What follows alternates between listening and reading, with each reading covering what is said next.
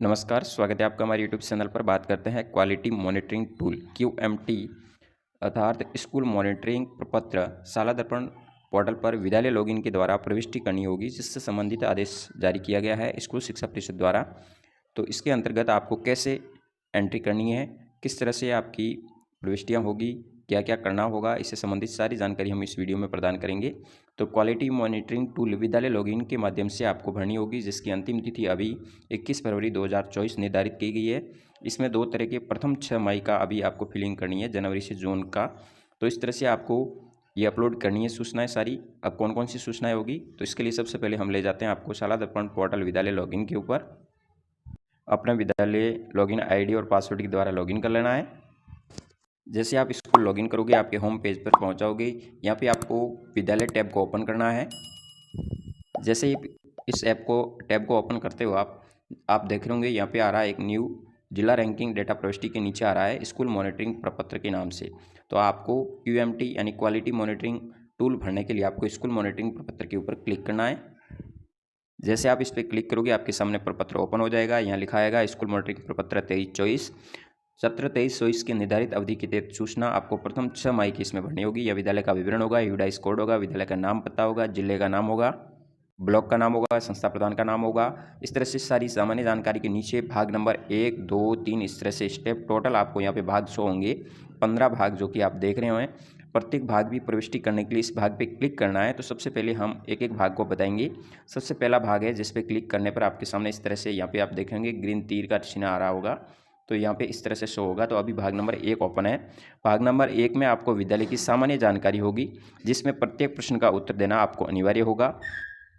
उत्तर कैसे देना है, इसके लिए ऊपर से दिया गया है कि हाँ है तो आपको 1 नंबर दबाना है, यदि नहीं है तो 2 और संबंधित नहीं है तो NA के ऊपर टिक करना है। जैसे आपसे प्रश्न पूछे जाएंगे, पहला प्रश्न देखिए 1.1 में पूछा गया है, क्या विद्यालय स्वयं के भवन में संचालित है? यदि हाँ तो 1 पे टिक करना है। यहाँ पे ऐसे टिक करोगे तो आपके ब्लू कलर में हो जाएगा। और यदि स्वयं के भवन में नहीं है तो 2 और NA किसी तरह का नहीं है तो नहीं के ऊपर NA के ऊपर क्लिक करना है।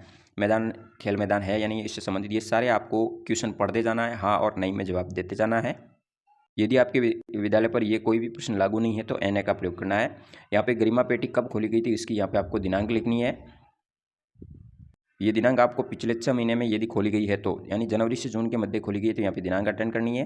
विद्या में खेलकूद सामग्री से संबंधित भी आपको लिखना है। इस तरह से ये हाँ नहीं करते हुए प्रथम भाग को आपको इस तरह से सेव कर देना है। के नीचे प्रथम भाग में शिक्षण सामग्री के संबंधित भी आपको प्रश्न पूछे गए हैं। नीचे की तरफ जाओगे तो ये शिक्षण सामग्री के सारे प्रश्न हैं, इनको भी आपको हाँ नहीं करते हुए आपको सेव बटन पे क्लिक कर देना है। नीचे सेव करे के ऊपर क्लिक करना है। फिर तीसरा भाग 1 नंबर भाग के अंदर ही नीचे की तरफ इक्विटी बालिका शिक्षा CWSN से संबंधित है। इसमें भी सारे प्रश्नों का उत्तर देते हुए नीचे की तरफ जाके इस भाग को सेव कर देना है। फिर अन्य बिंदु और कुछ दिए गए हैं जो कि प्रथम भाग 1 में है, यानी इसके अंतर्गत आपको अवलोकन से संबंधित पूछे गए हैं। जैसे विद्यालय का अवलोकनकर्ता अधिकारी विद्यालय में कितना अवलोकन किया उसकी संख्या लिखनी है। अवधि तक अवलोकनकर्ता अधिकारी अवलोकन में कितने सुझाव दिए वो लिखने हैं। तो इन सभी के सामान्य प्रश्न हैं, आपके विद्यालय से संबंधित है। इसमें PO ने प्रतिमा विद्यालय का अवलोकन किया या नहीं, तो इस तरह से ये सारे प्रश्नों का जवाब देते जाना है। नीचे जाके वापस इसको भी सेव कर देना है। ये रहेगा प्रथम भाग। फिर बात करते हैं भाग नंबर 2 की। भाग नंबर 2 बच्चों का नामांकन और उपस्थिति से संबंधित है। यहाँ पे बच्चों का नामांकन दिया गया है, जिसमें CWSN बच्चे कितने हैं, औसत उपस्थिति कितनी रही गत माह तक। यहाँ पे बॉयज़ और गर्ल्स की अलग अलग औसत उपस्थिति आपको दर्ज करनी है। इस तरह से जो भी आपकी कक्षाएं संचालित है उनकी समस्त उपस्थिति यहाँ पे दर्ज करके फिर इसको सेव करना है। फिर बात करते हैं भाग नंबर 3 की। 3 के अंदर आपको बोर्ड परीक्षा परिणाम की प्रविष्टि करनी है। जैसे कि आपने जो प्रविष्टि की है वो ऑलरेडी की हुई आ रही है, इसको आपको वेरीफाई के ऊपर क्लिक करके वेरीफाई करना होगा। फिर यहाँ पे जैसे 8वीं का है तो 8वीं का आएगा, 10वीं का है तो 10वीं का रिजल्ट आएगा। यदि यहाँ शो नहीं हो रहा है तो आपको प्रविष्टि करके इसको आगे वेरीफाई करना है या ऐड करना हो किसी तरह का, तो आप कर सकते हैं। तो ये होगा रिजल्ट से संबंधित। नीचे की तरफ बच्चों के शैक्षिक स्तर का आकलन भरना होगा, जिसमें कक्षा विषय A बालक B बालक आपको यहाँ पे सेलेक्ट करना है, फिर ऐड करते जाना है। यहाँ पे फिर नीचे की तरफ पूर्व प्राथमिक शिक्षा ECC से संबंधित जानकारी है, आंगनवाड़ी केंद्र से संबंधित है, या फिर प्री जो भी आपकी चलती है यहाँ आंगनवाड़ी है या प्री स्कूल है, तो उसकी एंट्री करते जाना, इन प्रश्नों का जवाब देते जाना है। भाग नंबर 3 में सारी जानकारी आंगनवाड़ी से संबंधित है, कुल कितने बच्चे नामांकित हैं, फिर इसको नीचे जाके सेव कर देना है। भाग नंबर 4 में कक्षा 1 से 5 के विद्यार्थियों से संबंधित शिक्षण प्रक्रिया से संबंधित है, जिसमें शिक्षक का नाम लिखना है, विषय सेलेक्ट करनी है। शिक्षण योजना बच्चों के अधिगम स्तर के अनुसार बनाते हैं या नहीं बनाते हैं। सभी बच्चों का आकलन नियमानुसार दर्ज किया जा रहा है या नहीं किया जा रहा है। तो इसमें यस नो पे टिक करते जाना और ऐड पे करते जाना, यानी प्रत्येक शिक्षक की आपको यहाँ पे अलग अलग सभी की ऐड करनी है। यहाँ कक्षा सेलेक्ट करेंगे, शिक्षक का नाम सेलेक्ट करेंगे, विषय, फिर ये भर करके ऐड पे क्लिक करेंगे। इस तरह से प्रत्येक शिक्षक का ऐड करना है। फिर नीचे वापस बुनियादी साक्षरता और संख्या ज्ञान FLN से संबंधित कुछ सवाल पूछे गए हैं, उनका आपको उत्तर देना है 1, 2 और NA के रूप में। के लिए 1 दबाएंगे, NA नहीं के लिए 2 और NA यानी लागू नहीं हो तो उस पर क्लिक करना है। फिर इसको आपको यहाँ पे सेव कर देना है। ध्यान रहे प्रत्येक के नीचे सेव का अलग अलग है, तो सभी को अलग अलग आपको जो इस तरह से दिए गए हैं अलग अलग कट मार के, तो इन सब को अलग अलग सेव करना जरूरी है, नहीं तो डाटा सेव नहीं होंगे। फिर यहाँ पे सतत और व्यापक मूल्यांकन से संबंधित प्रश्नों को सेव करना है। तो ये रहेगा भाग नंबर 4 का। फिर बात करते हैं भाग नंबर 5 की। 5 के ऊपर क्लिक करना है। 5 पे क्लिक करोगे तो विद्यालय आधारित आकलन संबंधित गतिविधियाँ, जो कि 6 से 10 के लिए है। इसमें 6 से 10 के विद्यार्थियों के लिए स्कूल बेस्ड असेसमेंट से संबंधित गतिविधियों को आपको यहाँ पे एंट्री करनी होगी। फिर कुछ विद्यालय आधारित आकलन संबंधित गतिविधियों के यहाँ पे प्रश्न पूछे गए, उनको भी जवाब देना है और सेव करना है। फिर भाग नंबर बात करते हैं 6 की। वीडियो लंबा हो सकता है क्योंकि अधिकतम भाग दिए गए हैं, वीडियो अंत तक जरूर देखिए। 6 नंबर भाग में 9 से 12 के विद्यार्थियों से संबंधित व्यापक करियर और व्यावसायिक शिक्षा कार्यक्रम से संबंधित, यानी ये केवल 9 से 12 के लिए लागू है। यहाँ पे 9 से 12 से संबंधित व्यावसायिक शिक्षा से संबंधित है, तो उसको यहाँ पे एंट्री करनी है और इसको सेव करना है, सारे प्रश्नों का जवाब देना। यानी अधिकतम सभी में प्रश्न पूछे गए हैं, प्रश्नों को ही आपको हाँ नहीं में सेलेक्ट करते जाना है और प्रविष्टि करते जाना है। भाग नंबर 7 में विद्यालयों में स्थापित प्रयोगशालाओं से संबंधित जानकारी दी गई है।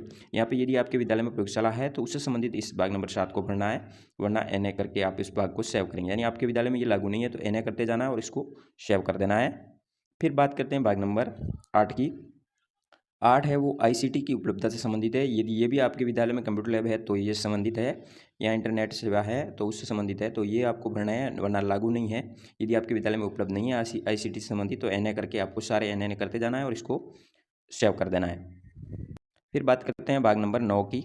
9 में पुस्तकालय का उपयोग हुआ या नहीं। पुस्तकालय अनुदान प्राप्त हुआ है तो यस करेंगे 1, नहीं हुआ तो नो या NA पे करेंगे। यानी ये पुस्तकालय से संबंधित है, तो लाइब्रेरी से संबंधित सभी विद्यालयों में आजकल लाइब्रेरी उपलब्ध है, सभी में पुस्तकें हैं, तो उससे संबंधित स्टॉक या इश्यू रजिस्ट्रेशन संधारित किया जा रहा है या नहीं किया जा रहा है, समिति का गठन है या नहीं है, इन सभी प्रश्नों का उत्तर देने के बाद इसको यहाँ से सेव करना है।